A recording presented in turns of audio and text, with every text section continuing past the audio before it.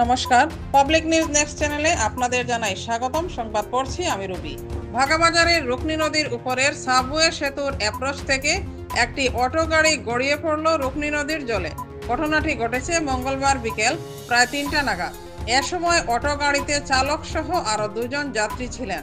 এদিন অটো গাড়িটি সাবওয়ে সেতুর চড়াই উঠতে না পেরে ফের পেছন দিকে গিয়ে নদীর জলে গড়িয়ে পড়ে বলে জানিয়েছেন জনগণ। বিস্তারিত দেখতে থাকুন পাবলিক নিউজ নেক্সট চ্যানেলের ক্যামেরায়। কোন বাইক আসছিল?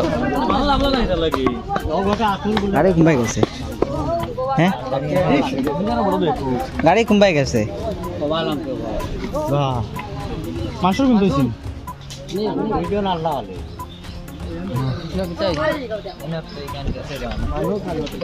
মানে কোন তো হইছেন না। চল চল চল।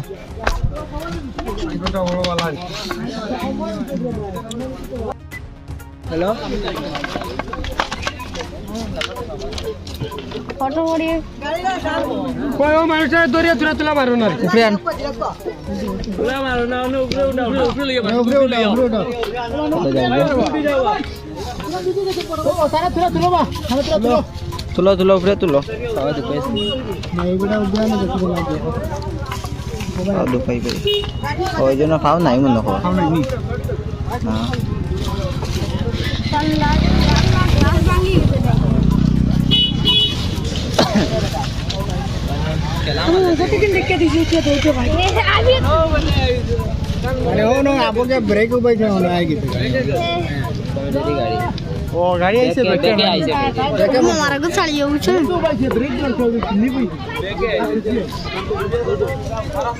আর ওরা করাইছো বাইক চালান রই যাচ্ছে কিন্তু ঘটনা আমি দৌড় দেখি শারুল আমি বারবার কই ই আবু আইলা নে তুই নো তাকে বাইক লিয়া ই আবু তুমি বলো ওই কমজোরি গাড়ি